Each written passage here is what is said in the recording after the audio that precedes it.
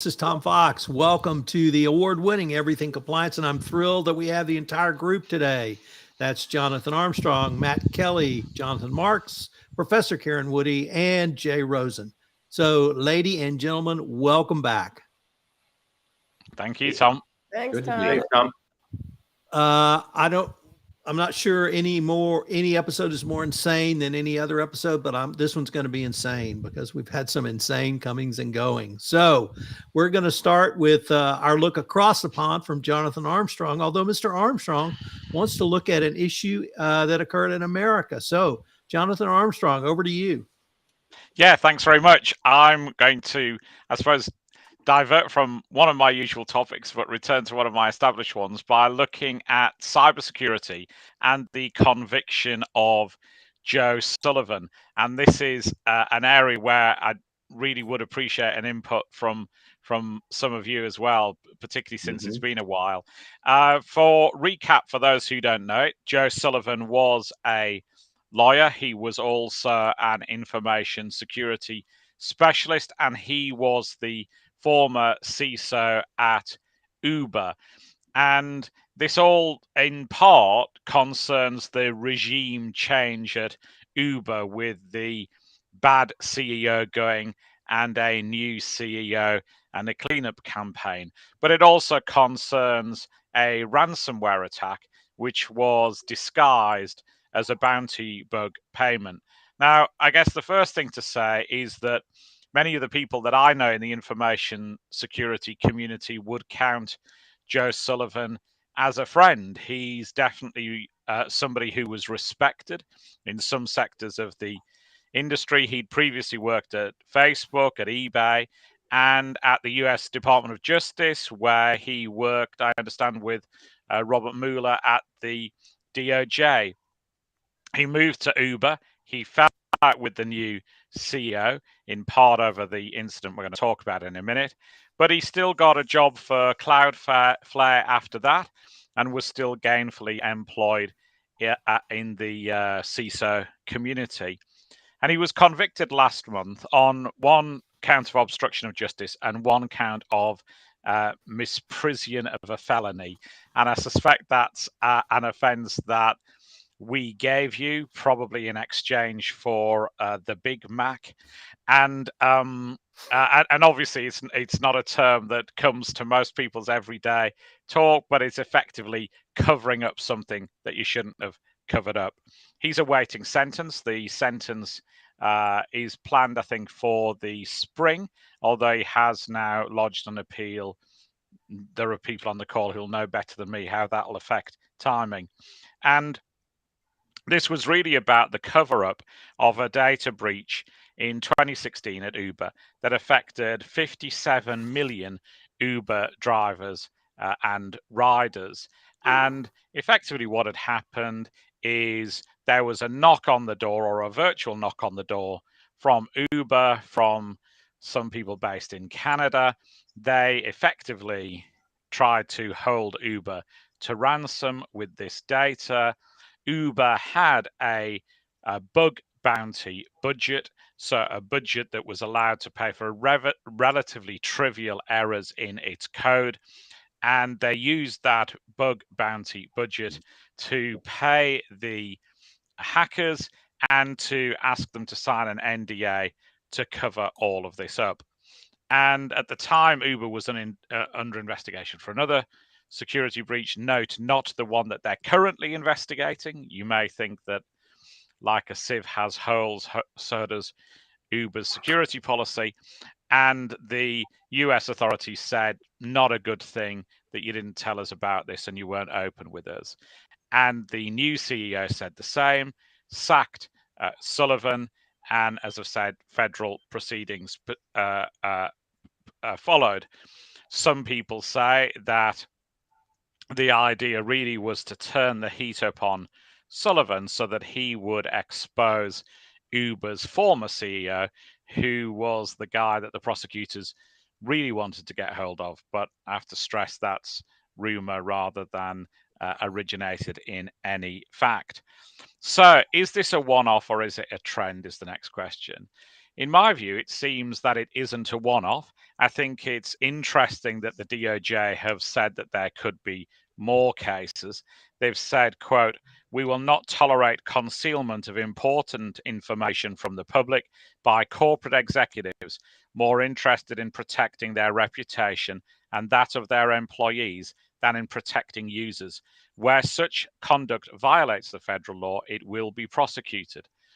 And I think it's indicative of the fact, or indicative of the FTC's approach, perhaps, is the fact that they did a settlement with an outfit called Drizzly, an Uber subsidiary, more recently by the FTC, with the CEO in that case of Drizzly, where it's, to my mind, a really odd settlement in that the settlement attaches not only to Drizzly but also to the CEO personally. And as I understand it, if the CEO moves to any other corporation, then that settlement, where he effectively has to personally supervise data practices at the corporation, moves with him as well, which seems to me, by my ears, to be somewhat strange.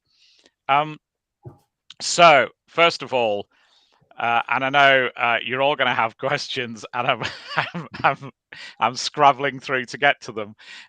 Question number one: could this also apply to compliance officers? Well, in my view, probably. I don't think it mattered necessarily that he was the CISO or the CSO.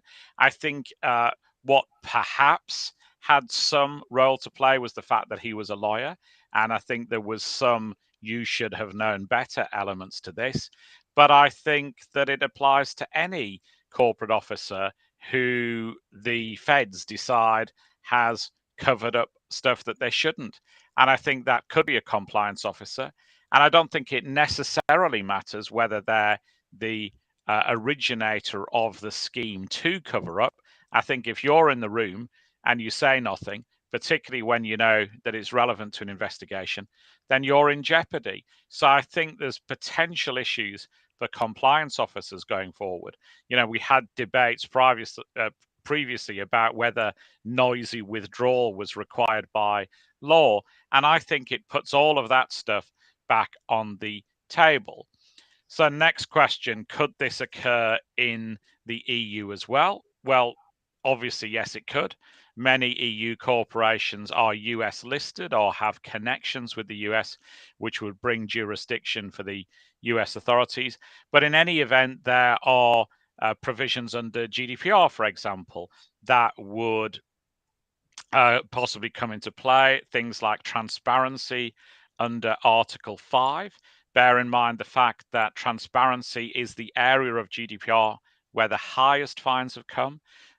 Recent statistics say 66% of GDPR fines include the GDPR principles, 18% include data security. So a high chance of getting fined for the corporation there. As a side note, Uber has been fined by authorities in the UK, the Netherlands, and Italy for this particular breach, a 4.2 million euro fine in Italy for this breach, including for lack of transparency and not being clear with people the effects of the breach. So transparency is number one issue, I think, under GDPR. There's also obligations, obviously, to tell the DPA of a data breach under GDPR Article 33. You have to do that usually in 72 hours. Unavailability of data in a ransomware attack is also a breach. The data doesn't have to go to the baddies. You have an obligation to tell data subjects, which Uber did have here under Article 34. They've been fined, as I say, by EU DPAs for not doing that. There's a duty to cooperate with regulators under Article 31. And then finally, under Article 34, there's a power of DPAs to do audits, and you have to then effectively cooperate with them. And in some circumstances, conduct like this can be criminalized in the UK as well. So in the UK, under Section 148 of the Data Protection Act, you create a criminal offence if you conceal or destroy information that could be relevant to an investigation. And then two things, I guess, finally, is class actions. Are class actions likely? Well, I think, as Tom might say, hell yes. I think there are obviously scope for litigation in the US, and why not? Because that's the litigation capital of the world. But also, interestingly, in the Netherlands as well, where there's a class action type construct, slightly different to US, which is already being used against Uber. There's a potential UK class action, compensation claimed of about £1,500 per person, which, given the numbers of drivers and riders in the UK, could be really significant. And the cover-up will clearly be a key theme in that litigation. One last chance, one last topic to raise before I let the lions start. Insurance. Insurers are obviously more likely to be focused on data breaches, in part because their payouts have gone up, and in part because they're focused on that sort of stuff because of nation state attacks, because of changes to the Lloyd's policy, because of some recently settled litigation over attribution, etc., etc. So it's harder than ever to get cyber insurance. Particularly hard, I think, if you haven't been open with your insurers about your prior track record. And obviously, it's difficult to get insurance against criminal acts for CISOs and executives as well. So I think the bottom line from my perspective is that I think it's a significant case. I know some people say it turns on its particular facts and anyone who covers stuff up deserves what they get.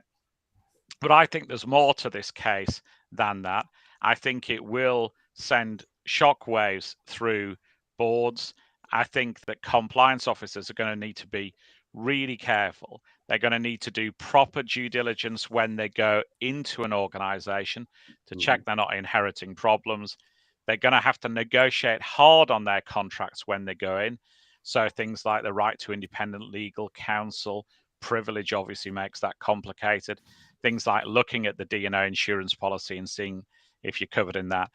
And then I think finally, people are also going to have to take a hard look at remuneration. My suspicion is that one of the factors here was the fact that executives like Sullivan frequently receive a relatively low base, but high upside depending on share price. So I think some people on juries, some prosecutors think sometimes you've got too much skin in the game. There's too much incentive for you personally to cover stuff up, to increase share price or maintain share price so that your options vest or so that you can cash out stock. And so I think anybody going into an organization has to look really carefully at their comp package. Because if you've got too much skin in the game and bad things are going on, then I think you're personally more liable as a result. So I know I've probably ran over time, but I think there's just an awful lot to cover. And I think it's one of these things that we do best as a group to sort of try and throw around some of the issues that are involved. Matt, do you have some questions and or comments for Mr. Armstrong? Oh, where to begin with this issue? First, while the idea is in my head, for those people who really want a good look at this case, there is another podcast out there, Lawfare. They, several weeks ago, had an interview with a lawyer who wrote a paper about this. His name is Kellen Dwyer. Both the paper, I don't remember Mr. Dwyer's law firm. I wish I did. And the Lawfare episode are well worth listening to, because I think this is the potential to be a really big deal, especially for compliance officers. The idea of this misprison offense. Now, I had to admit, I had not heard of misprison until I heard that blog, that Lawfare podcast a couple of weeks ago, and I had to look it up. And Jonathan, I don't know what the legal history is in the UK, but apparently it was adopted in the United States in the 1700s, I think during the Washington administration. So a bit of a stretch that something from the 18th century would be used to prosecute somebody in a data protection or data breach case. But when you, somebody said Alston Bird there, that was where Kellen Dwyer is working. Go dig up his paper that he wrote about this case. let me just start with a lot of people saying, wondering, is this legit or not? This idea of misprison. I think the moral principle here is pretty clear. If you shrink it down to the example of a family, which I find is always a great way to think about ethics and compliance issues. You, the parent, come home, you find the family car is wrecked. Well, you know that probably your 17-year-old is the one who did it because they had the driver's license and they can't drive. But then you find out the 14-year-old knew about this, but didn't tell you about it. What would you do to the 14-year-old? You would strangle them, just like you're going to strangle the 17-year-old for wrecking the car. If you find out your other child knew what your child was doing and they didn't tell you about it, you'd be furious at your other kid. That's the moral principle here, I think, at work with misprison. So I'm not opposed to this, but it raises some really difficult questions. Could the government bring similar cases around an FCPA enforcement action that the company wasn't disclosing? And you, the compliance officer, you find out about it, and you're going to have to do something about this because it's one of those things that you can't pretend you don't know.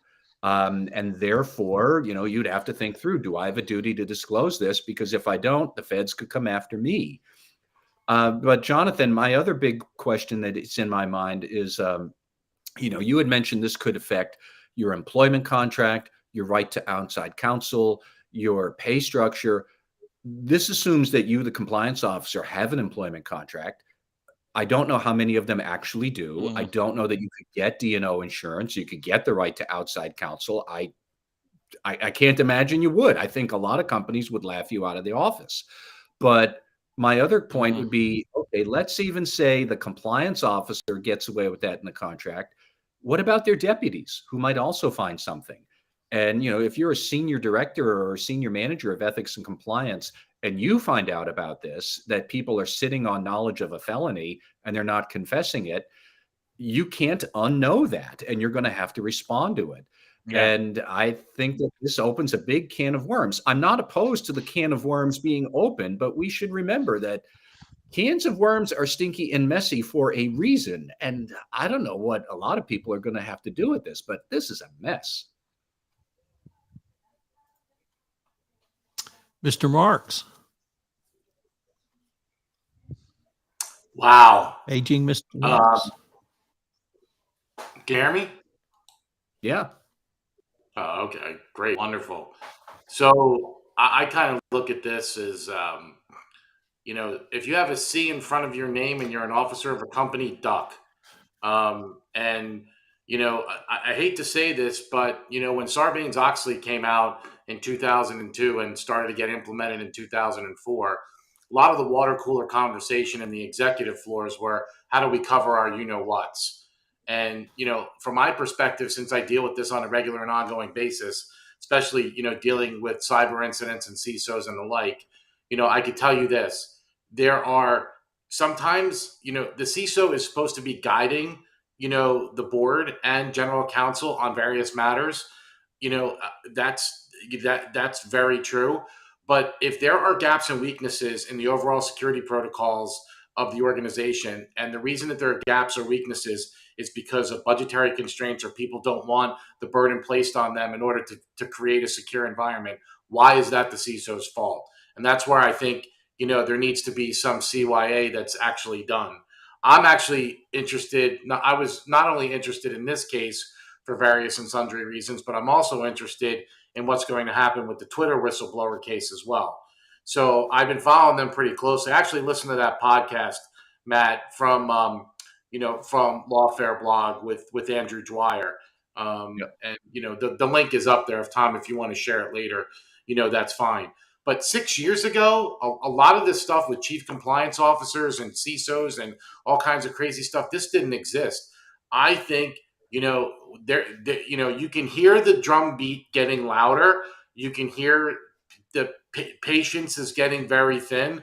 The regulators are less tolerant these days. And, to your everybody's points are great.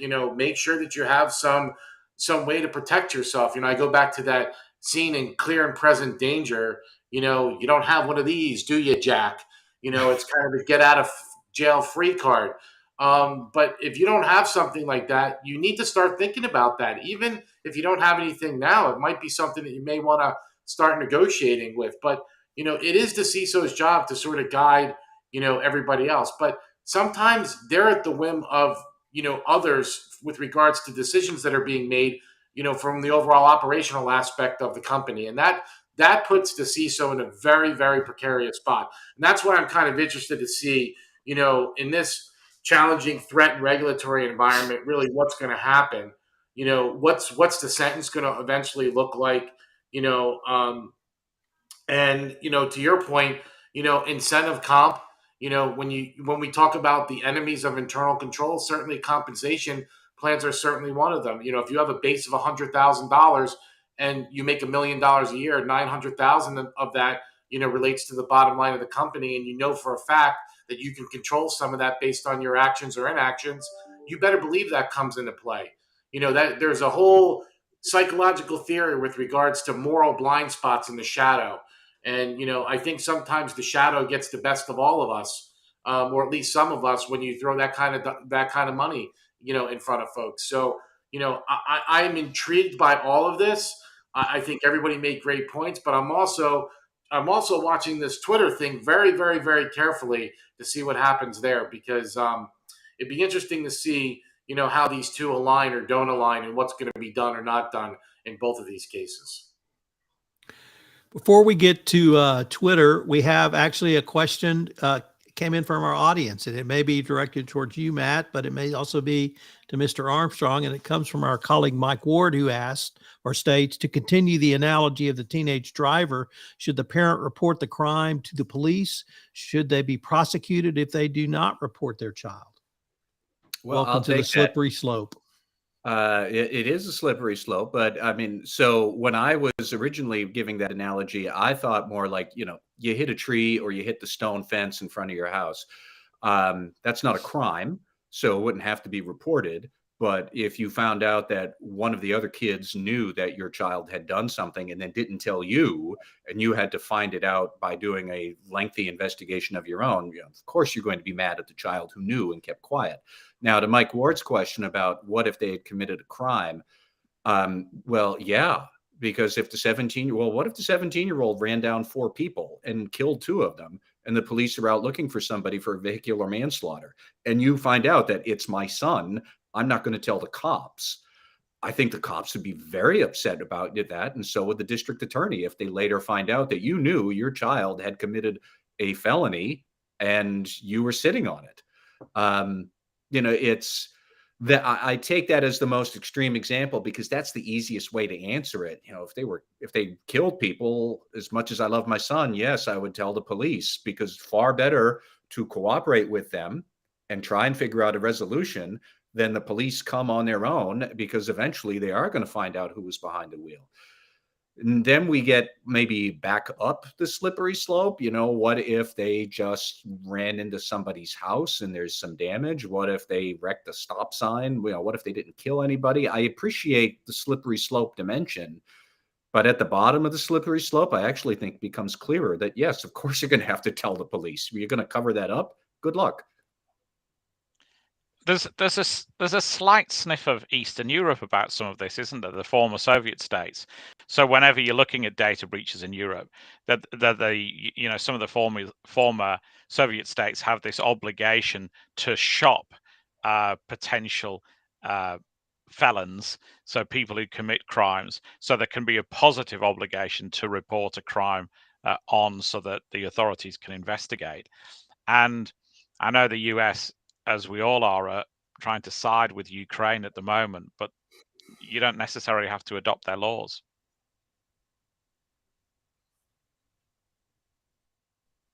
So, Matt, let me ask you a question. What if your son said he wanted to go to the police and you said, "No, you know what? We're not going to do that. We're going to sit tight"? That would be extremely stupid. I mean, I don't want to dance around on the head. It's kind of depends on the facts. But if your kid said, "Dad, I killed 2 people with the car, I'm going to go turn myself in," and you, the parent, you're going to say, "No, you're not," like, Jesus, then I would sit down with the parent and seriously question their sanity. And that's covering up a felony. You can't unknow that. I think it gets harder when the damage is easier. What if they plowed into a plastic window of the store around the corner from you? Who knows? I'm sure there are probably plenty of people who would kind of hope that they could keep quiet and get away with it. A, that is morally wrong. B, it might not work. But if it's a really egregious thing, then it comes quite clear. Yes, you're going to have to go to the police, because if they find out later and they come back to you, that's going to be infinitely worse. So let me ask you a question. We all agree that internal controls provide reasonable assurance and not absolute assurance. That's been embedded in everybody's head for a long time, right? We can all also agree that it's impossible to stop every puck that's shot on the goalie. It just is. There's no goalie that ever goes an entire season and there's not one biscuit put in the basket. It just doesn't happen. It's the same thing with cyber. I mean, no matter the best security, the best security system, somewhere, if there's an insider threat or an outsider threat actor, they could get in.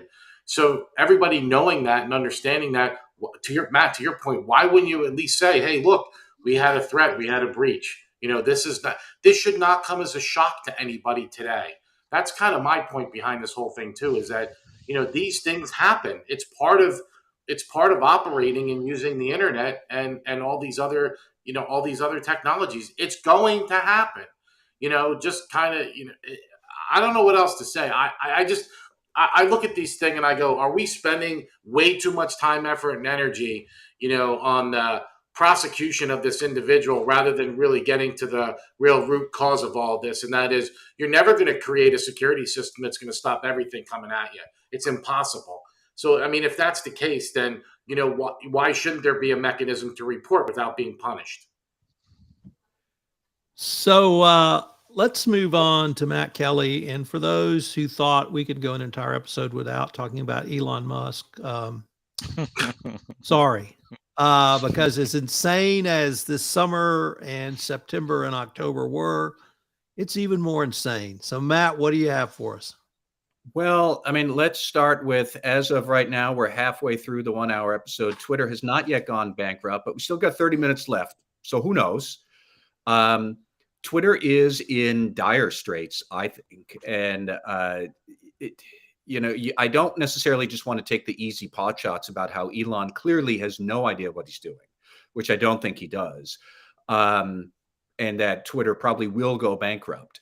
But I think what is most alarming as of today, and again, who knows, maybe something more alarming will come up before the show's over, is that all of Twitter's compliance and gatekeeper executives who were involved in data protection, they all seem to have resigned, I think either yesterday or the day before, but they're all gone.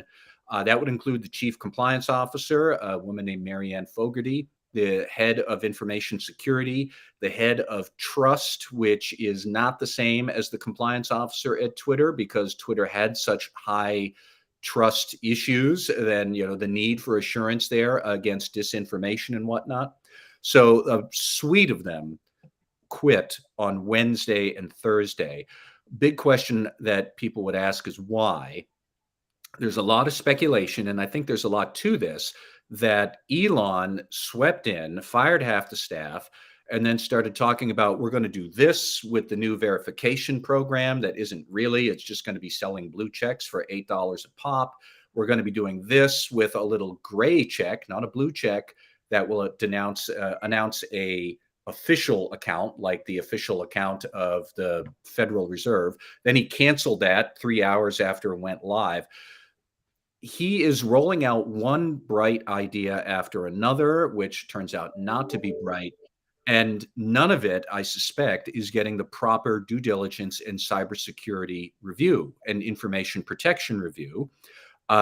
And how could you do that within the space of a few hours or a few days when half the staff has already been laid off?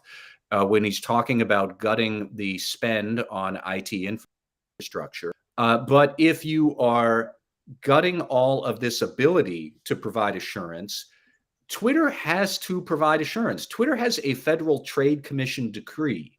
We should remember the history here. So in 2011, that was Twitter's first big flop. with the Federal Trade Commission. They had an enforcement action because of poor data privacy back in 2011. That was going to extend to 2031.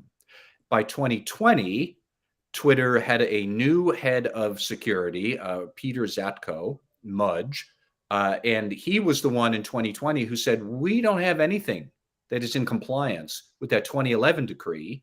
We are a total mess.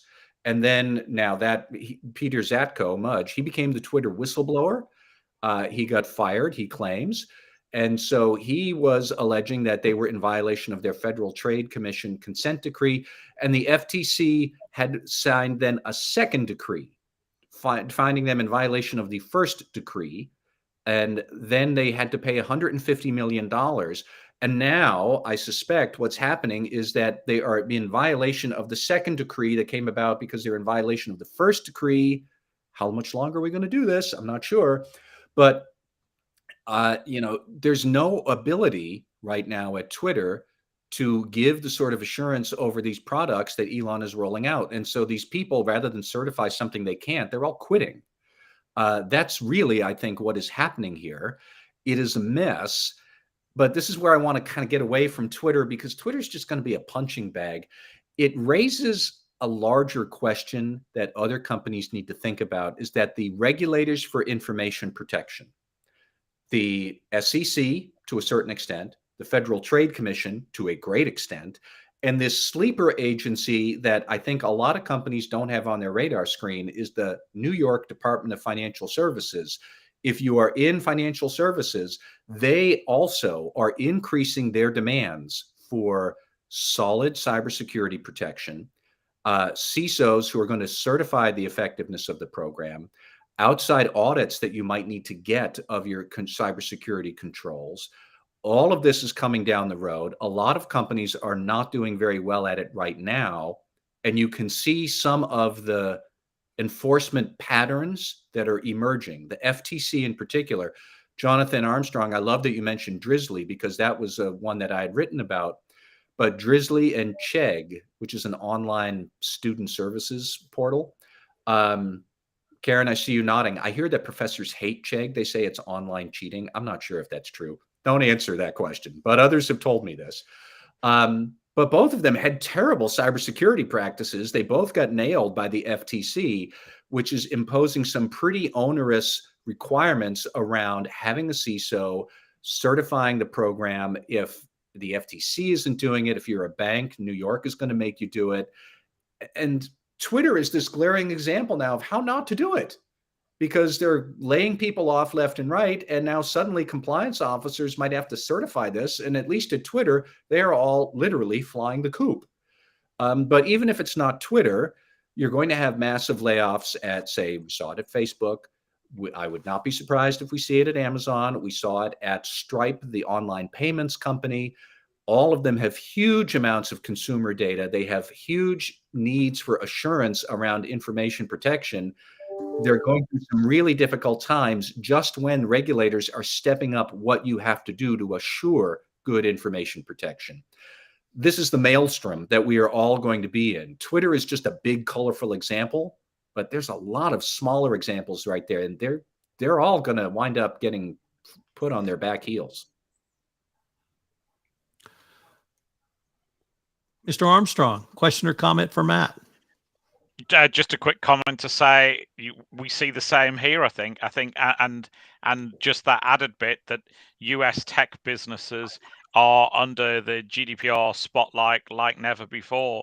We'll hit the 2 billion euros worth of fines in the next week or so. It'll almost certainly be a US big tech corporation that tips us over that 2 billion euros level. And you're right, regulators are completely unsympathetic to the fact that you're shedding staff, that you're failing to recruit the right staff, etc., etc., etc. If you cut the key people who know what your security stance is, you face trouble, and that's a false economy. If you get a fine of 500 million euros for having canned the guy who knew stuff. I would just want to add one more thing about Elon and Twitter. So if they are found to be in deliberate violation of the second decree that the FTC handed down, the potential fines Twitter would face would be enormous, hundreds of millions of dollars at least, if not more. But my bigger question is, at what point would this nonsense that Elon is doing with the Federal Trade Commission kick over to become a Justice Department criminal probe? If you read through the whistleblower complaint, which did precede Elon showing up, but that complaint alleges a lot of stuff that reads like a Justice Department criminal investigation is necessary to me. And then, you can play this out, because what if there is a criminal investigation against Twitter, against Elon? If Elon finds himself target of a criminal probe, he's a director and officer at a publicly traded company, at one of the most valuable in the world, even today, at Tesla. If I were the Tesla shareholders, I would be furious that he is turning this into a sideshow when he has a day job running one of the most important companies in the world. You could go on all day long, but you have to question, what is it like inside Elon Musk's brain? And I'm not sure if I want to know or not. So I have a question that may trend over to Karen a little bit, but could the FTC or SEC take some type of emergency action, or how quickly can they step in, go to court, get an injunction to require an affirmative act such as certification? Is there any legal relief, Karen, either you can think of, or Matt, that you've seen the FTC engage in, which might answer some of the questions you posed around certification? Matt, what do you think? I'm going to piggyback on what you say. Okay. Feel free, because I'm going to say I don't know. I have no idea how. And I think a lot of people could piggyback on that comment. Well, I mean, I guess what is it we're enjoining him from, or we're forcing him to certify? I guess I have a question about the question, maybe, Tom. What is it we would demand that he would be enjoined from? If there's a consent agreement in place, can the regulatory agency or regulator go in and get an injunction to require compliance with the consent decree by X date? Yeah, I think so. I mean, that seems like an absolutely valid claim, which is, again, before all the damage gets done, and that's the point of an injunction. So yeah, I don't see why the SEC couldn't try to do that. Or the FTC, actually. The Federal Trade Commission, yeah. And, one other point we might as well call out here. We seldom talk about it on this podcast, but the national security implications. Let us not forget that if Twitter does actually go bankrupt, one of the biggest owners of whatever is left of it is going to be a Saudi Arabian investment fund. Joe Biden is not wrong to say that might be problematic. The Saudis do not share our values. They do not share our interests. They are not our friends. And, do you really want them to be one of the big power brokers and one of the most important media businesses around? Even though most people aren't on Twitter, because most people are smarter than me. I'm on it far more than I should be. So let's move on to Karen Woody. We've had a number of court challenges to the Securities and Exchange Commission and the FTC. I wanted to maybe get your thoughts on perhaps not how the current Supreme Court and its makeup might view these, but are these, in your mind, legitimate questions that should be raised in a court of law and should be answered by a court of law, or is this just more magma hat raising? Yeah, thanks, Tom. And it's great to be back here. So the backdrop to this are the court cases that were heard by the court this Monday. It was a pair of cases that challenged the constitutionality of the procedure around the FTC and the SEC and their use of their in-house administrative courts. The issue for these two cases really was about timing. At base, the question is, do these litigants have to wind their way through the administrative courts before they're able to go seek relief from an Article III court, so a federal district court? And this conservative makeup of the Supreme Court seems to be very sympathetic to the litigants, of thinking this is silly for them to have to spend potentially years finding their way through the layers of administrative procedure before seeking relief in the federal court. The litigants in these two cases this week based their claim on a statute that comes out of 28 U.S. 1331, which is essentially federal district courts have original jurisdiction over all civil actions arising under the Constitution, and their claims are constitutional, which is I want to have my claim heard in front of an Article III court. These are legitimate challenges and are not the first. The ones we heard this week are not the first. This is one in the many sort of slew over the past year and even before then of what has been sort of winding its way toward what I think it will be the ultimate whittling down of administrative jurisdiction and administrative authority in these situations. So apologies in advance that this might be sort of a primer on CivPro, Con Law, and Admin all in 5 minutes. But the background, I'm going to think about just this in terms of the SEC. Even though this week's case is the pair was an FTC challenge and an SEC challenge, it might be easier to see this in the lens of the SEC, and that's definitely my background.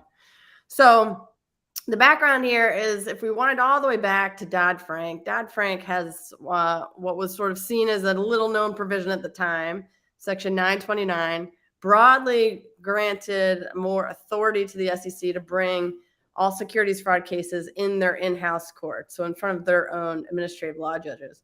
Everyone on this panel will recall that day when that came through because the defense bar's hair was lit on fire about all the cases that the SEC was now going to bring on their own home turf.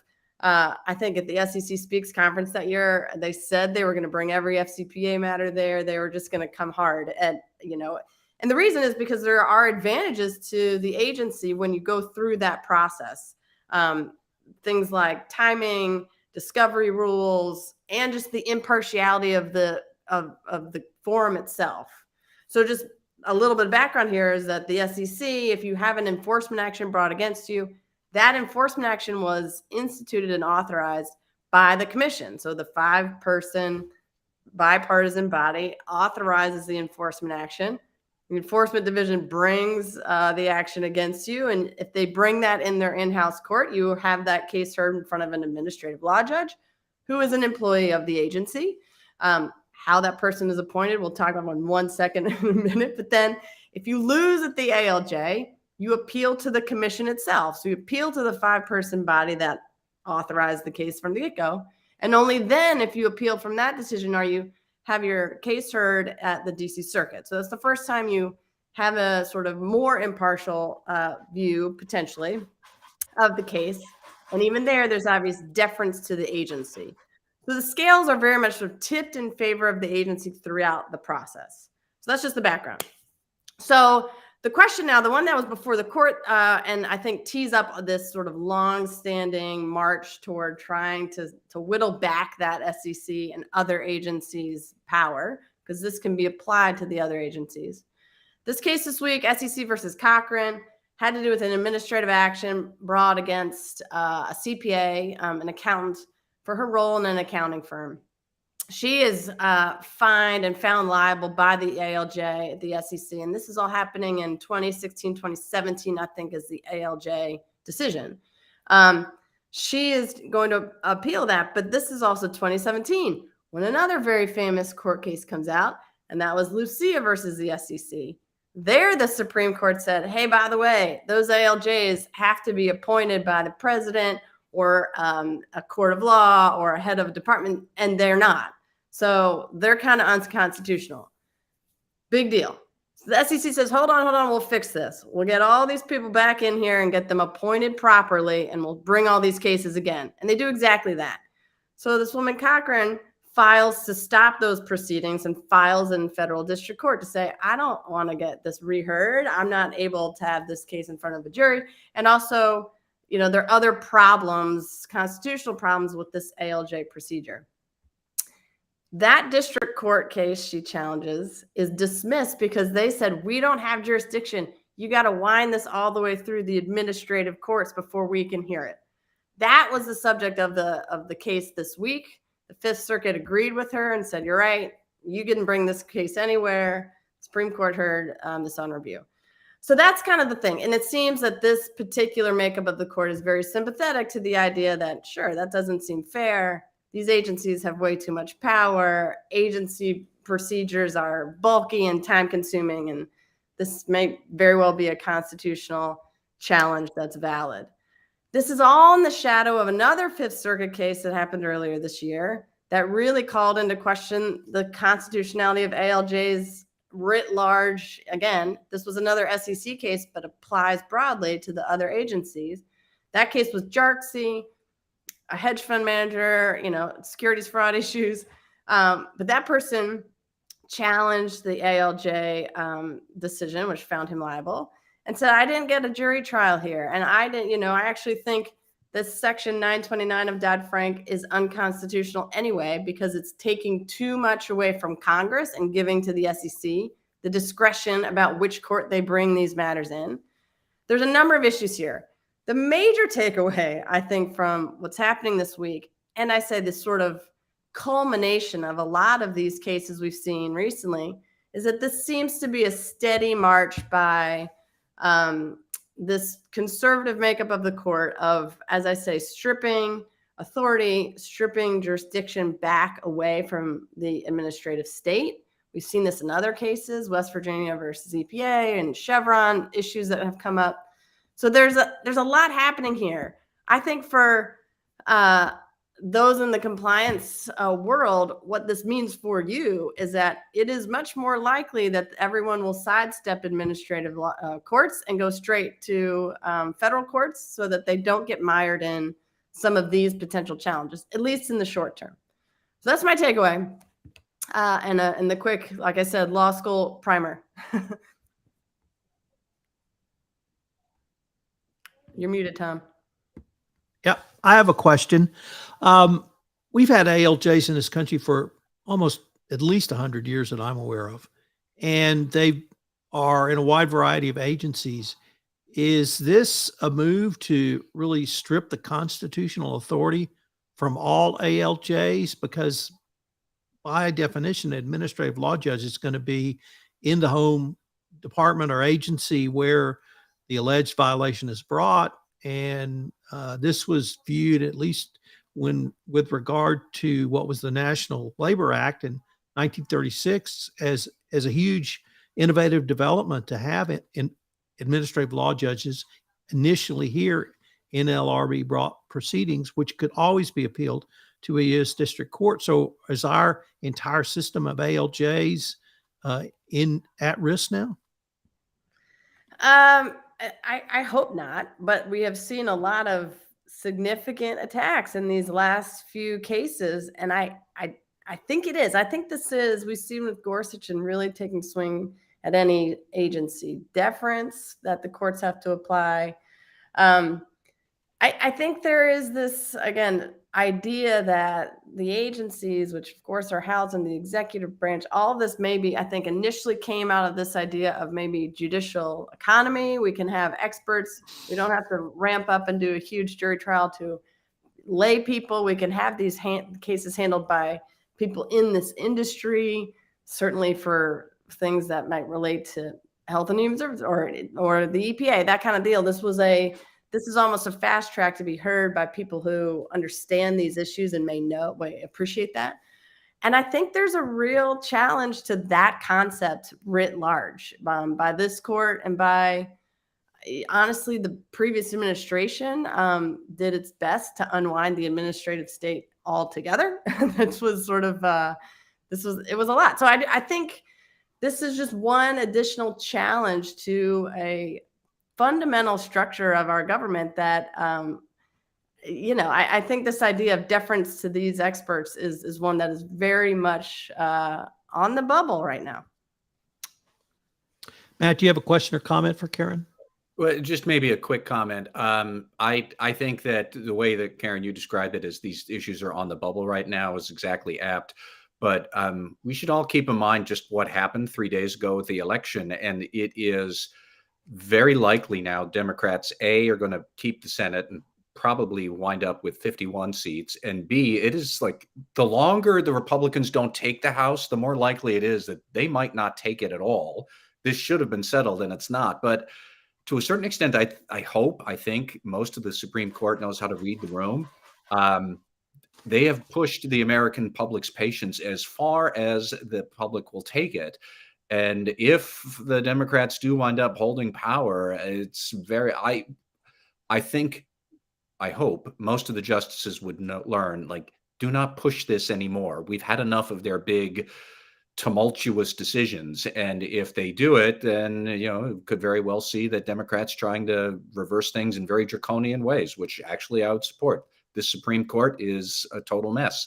But it's an angle that I wonder about now. If Democrats continue to have a fair bit of power in Washington, how much will the Supreme Court justices realize that, we can only get away with so much? I don't know. All right, on to Mr. Marks. What do you have for us today around the issue of whether the PCAOB should be eliminated, its functions incorporated to the SEC, your thoughts on the PCAOB or any others going forward? Bad idea. Tell you why. How can you have an organization fold into an organization where they're going after people for potentially bad behavior, and then all of a sudden have that same organization doing inspections of those same firms? So to me, I think that's a huge conflict of interest. This is not a new idea either. The White House brought this up in their budget cuts in 2020, and we've heard burbles about this, for several years now. I think you're looking at. I don't think people are looking at this the right way. I think if there's a lot of politics that's involved here, but I think at the end of the day, what the investors want is they want investor protection, and that really means that the auditors are doing their jobs and that they're independent and doing their jobs. So, to me, I think, we're not addressing the real 800-pound gorilla in the room. And that is, if you look at the strategic plan that the PCAOB laid out, that they're trying to enforce right now, and the fact that they are taking a more, I guess, aggressive role. I do think that there was some leeway with these firms for a while with regards to kind of getting up to speed and doing all the things that we need to do from a transparency and an independence perspective. But auditing's a tough job. I don't know if you've ever been, for those of you who have never been an auditor, it's not an easy job, specifically with these publicly traded companies, because you're dealing with so many issues. And it really is an arduous process to some degree. But putting the PCAOB in the SEC, and then the SEC going after these organizations, and then potentially their auditors, who they might have said have done a great job. I think that's a huge mistake. I just do. If you think fundamentally why the PCAOB was created way back when, again, second time I brought up Sarbanes-Oxley today. I think there's other things that need to be fixed, and I don't know that getting rid of the PCAOB or folding it into the SEC is really a great idea. I'm actually working on a matter right now where another regulator has come in. They've blessed this institution, and now all of a sudden the wheels have fallen off the bus, and now they're coming back in and saying, well, you guys didn't do what you were supposed to do. Well, yeah, but for all these years, you basically said that we did what we were supposed to do. So now how all of a sudden are you on the other end of all of this? You're talking out both sides of your mouth, and I think that could be a huge problem with the PCAOB, folding in with the SEC. Leave it alone, fix it. Let people hire qualified people, make it a more robust organization if that's the case. But, the easy answer here is, we're going to save $580 million. Well, if they took the capital gains from all the insider trading from all the congressmen and all the senators and used that to fund the PCAOB, I think we'd be okay. Jonathan, who's the constituency that wants to either do away with the PCAOB outright or fold their functions into the SEC or other agency? No, based on the research that I've done, there's a bunch of them. So, it's not, I don't think it's any one party. And, if you read all the burbles about all of this, I don't know for sure. I have not looked into this, but I don't know whether Gensler's for or against this or not. I haven't seen his commentary on this. Maybe somebody else knows, but I haven't. I know that there's a lot of strong criticism around the PCAOB, and I know a lot of people have come out and said, "Hey, this is this is maybe the first I heard of it was in 2020 officially when the White House came out and said, hey, we need to cut the budget and we could save about $600 million by folding the PCAOB in with the SEC. I don't know how they came up with that number either. As an auditor by nature, I would audit that and make sure that that was actually right. But, Tom, I have not seen, and again, I challenge the public too I'm sure there's some groups out there that would like to see it fold into the SEC, but I'm not familiar with anyone in particular. Zero political appetite for this to happen. That's my guess. Mr. Rosen, sitting on the West Coast, there was a really interesting corruption conviction that actually resonated with several other members of this panelist over the past months and years. What can you tell us about the now former sheriff of Santa Clara County? Thanks, Tom. After several days of deliberation, a civil jury found the former Santa Clara County Sheriff Lord guilty of corruption and willful misconduct charges, ending the sheriff's nearly 50-year law enforcement career. A guilty verdict means that Smith is now permanently barred seeking public office and would have been removed from her post as the sheriff had she had not abruptly retired last week. Smith faced 6 counts of corruption and willful misconduct stemming from allegations that she sidestepped gift reporting laws and engaged in play schemes. She was accused of not reporting gift tickets to a Sharks hockey game and awarding concealed gun permits to friends and colleagues from Apple who donated to her re-election campaign. The former sheriff abruptly retired Monday morning as the jury deliberated her case. That afternoon, they asked the judge to dismiss charges against his client, claiming that her retirement nullified the biggest penalty she faced, removal from office. The judge denied this motion in court on Wednesday. Under Sheriff Ken Bin, they will fill Smith's shoes with a new elected sheriff that takes over in January.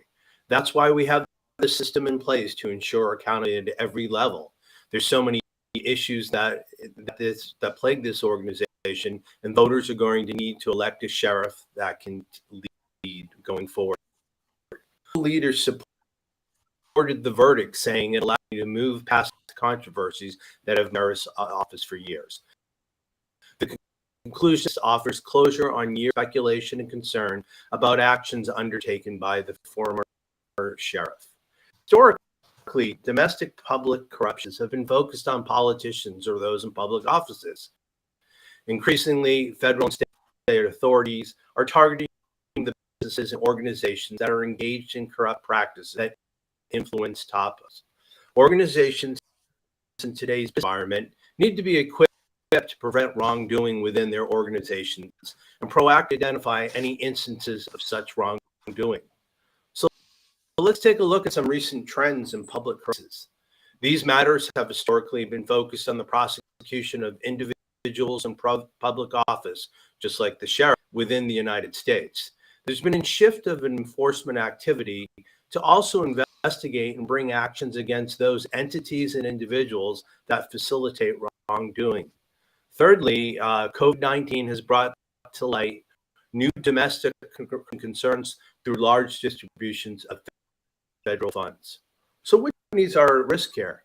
Of course, to start the list off, government contractors who operate in federal, state, and local arenas, public utilities, and public works.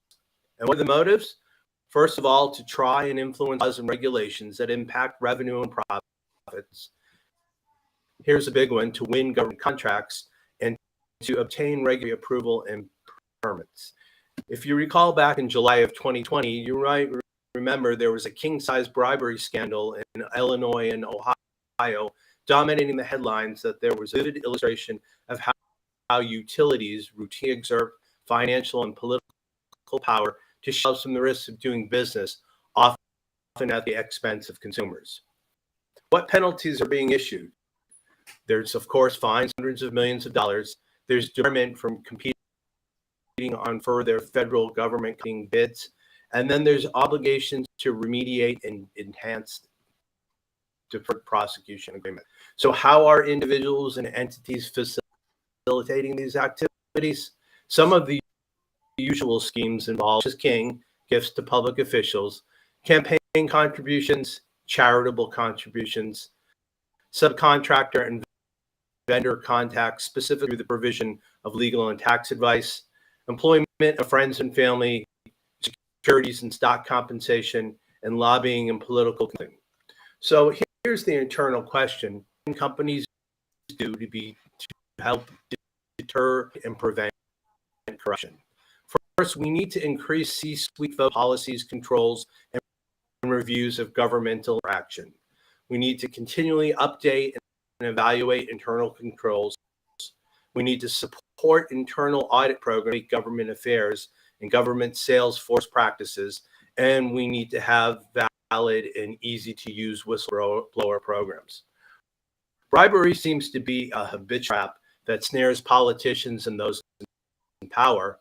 But by looking at anti-corruption tools for inspirations, domestic fraud fighters can inoculate their businesses and employees by using many of the same programs, policies, and procedures that global anti-corruption regulators use to combat FCPA issues. Tom?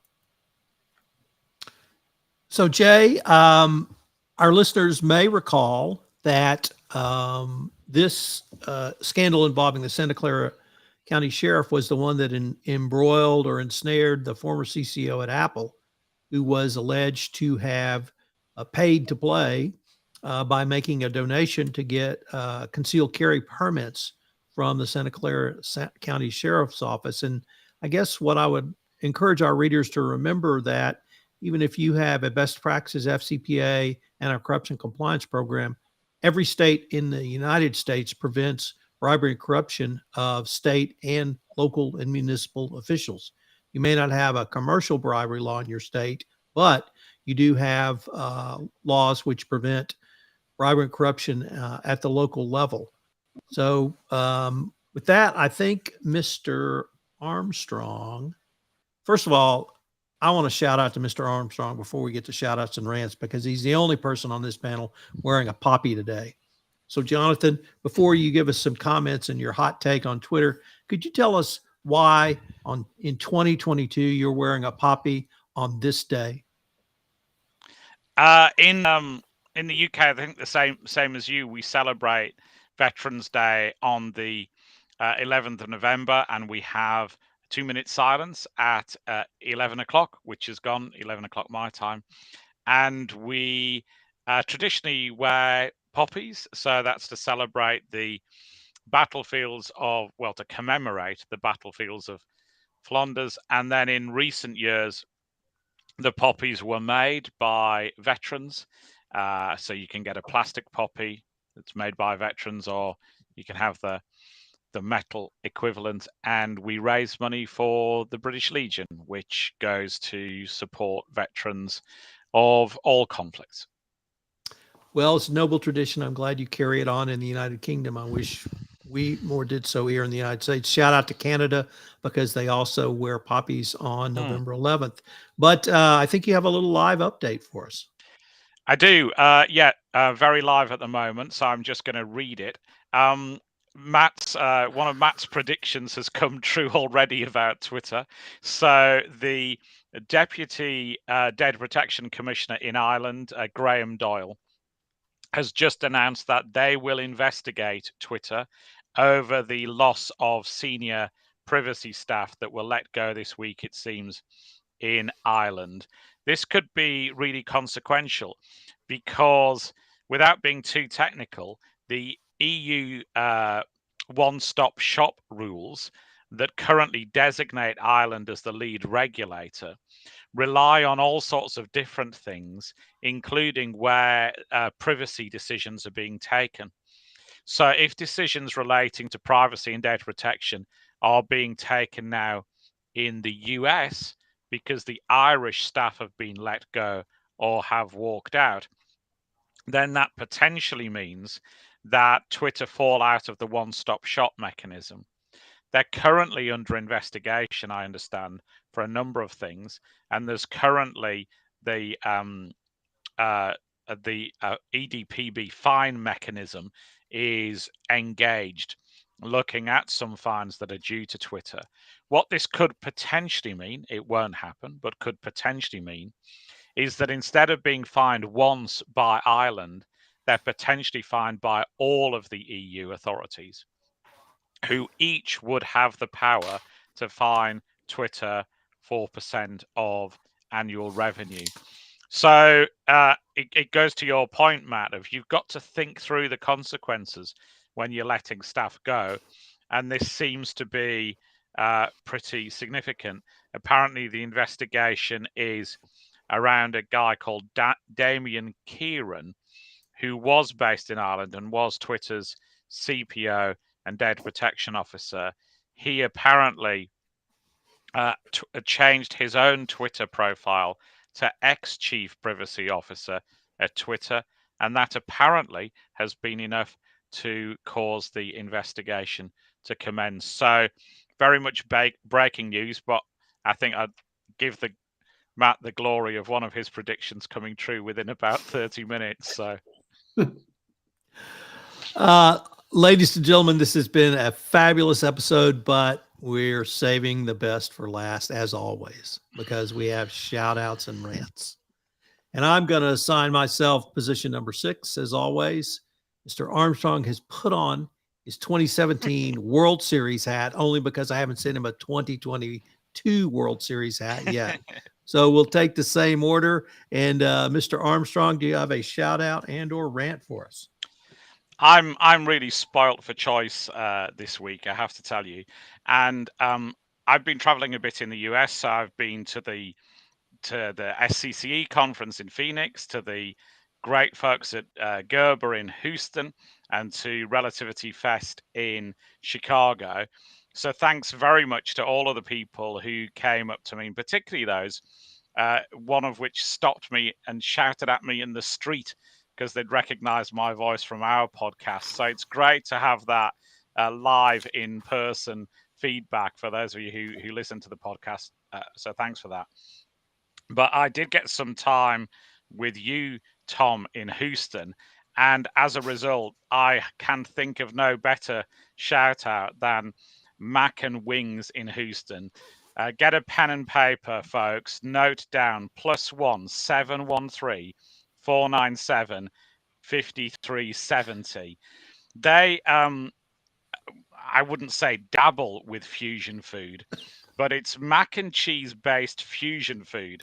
I was fortunate enough to sign up for the chicken tikka mac and cheese, a strange sort of fusion food with a sauce hotter than anything known to man. I can only assume, given its proximity to NASA, it's some sort of space program spin-off that's usually used to drill through meteorites or something, or to find black holes.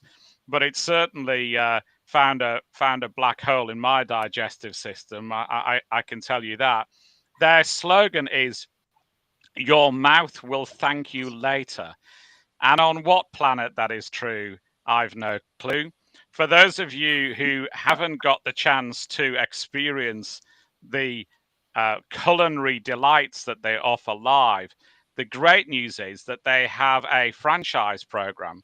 So in just 300 days, you could be in possession of a greater than industrial strength chili sauce to make this stuff in your own outlet. All you've got to do is find a site, schlep up a few $1,000, and you will be able to make grown men cry in your own living room.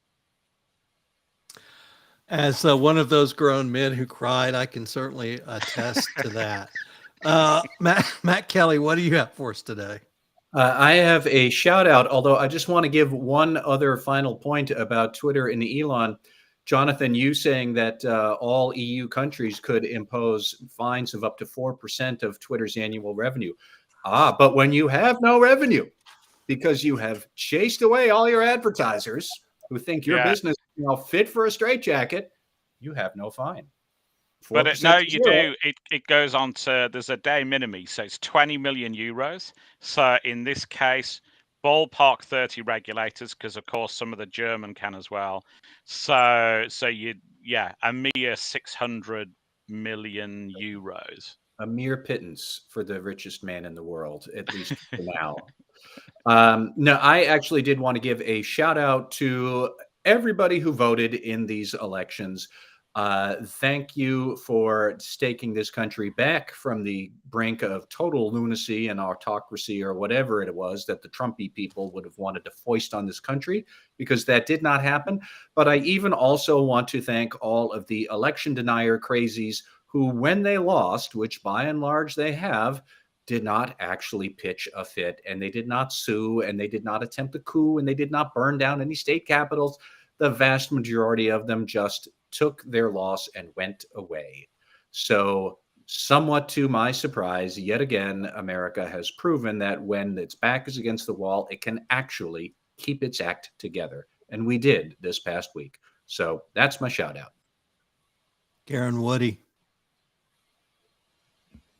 Thanks. Matt took the one I was going to do. So, I mean, like Jonathan, there were a lot of good options this week. But because of that, I actually am going to pivot and give a rant to something that I think may have fallen under the radar given the results of Tuesday's election. And that is a rant against Putin, because that feels like an easiest target maybe of all. But in particular for this week's revelation that our jailed American basketball star Brittany Griner revealed that she is currently on her way to a Russian penal colony to serve out her 9-year sentence for drug smuggling charges.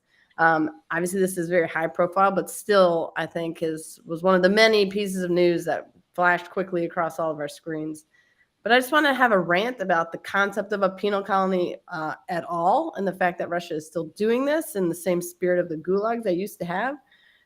Everything about this story is horrendous and unjust and terrible and frankly immoral. So it is a rant against that system writ large.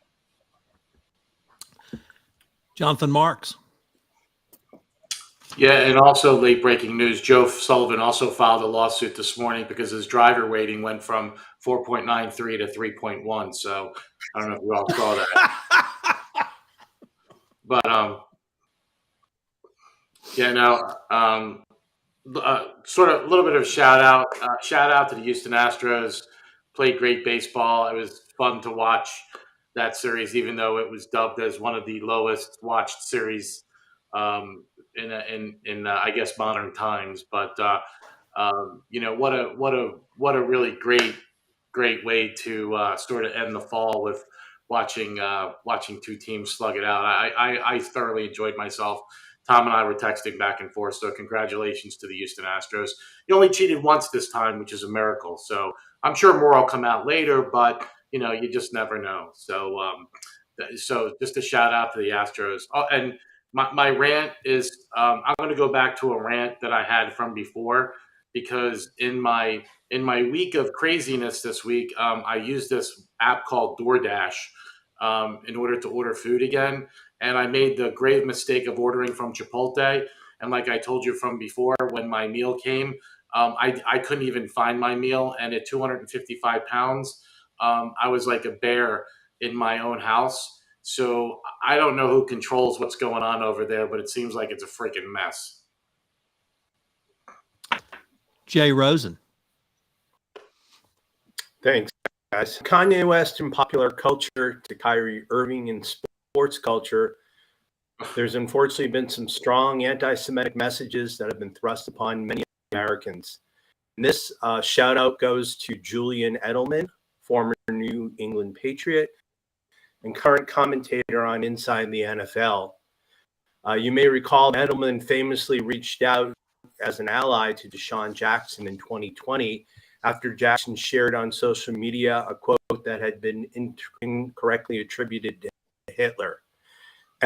offered to visit the U.S. Holocaust Museum with Jackson while also suggesting that they have some uncomfortable conversations. Edelman believes that, like most matters, this can be solved through love, not hate. Love is the answer to a lot of things, Edelman said. As athletes, as media people, as some of the greats that they've been around, why were they great? They were great because of love for what they were doing. And they also had a lot of people in their lives. Love is a huge answer to a lot of things. Love, empathy, and there's a lot of people's world that can bring it back together with love. So pretty deep stuff from a football player, but this is my for the week. My shout out goes to Brenda Hughes. Brenda Hughes is a city council person in Kerrville, Texas. And Brenda Hughes left the panel she was sitting on in city council to go behind the speaker's platform this week in a city council meeting, where she delivered a blistering speech about a controversy in our local library where certain people want to ban books from Banned Books Week. Hughes pushed back against what she said was a hypocritical approach to those saying the library staff was foisting sexualized book on children, which contains topics about sex, bestiality, and rape. She pointed out that numerous books in the library have those topics, and they are not trying to be banned. She ended by bringing up a book we're all familiar with. It's called the Bible, at which time she gave 15 different citations, scripture and verse, to those topics of sex, bestiality, and rape that were in the Bible. And she said, no one's asked for the Bible to be banned from our local library. Her entire point was that the library is full of books that some people could consider questionable, but that her zinger was the only books that these idiots wanted to ban were books that were centered around LGBTQ plus issues. It wasn't about sex. It was about something very, very different. Now, Brenda Hughes is a Donald Trump supporter, and in many ways a proud Donald Trump supporter. But she spoke her mind and espoused her values, essentially saying, don't tell me what to read, and I won't tell you what to read. So I want to give a shout out to Brenda Hughes.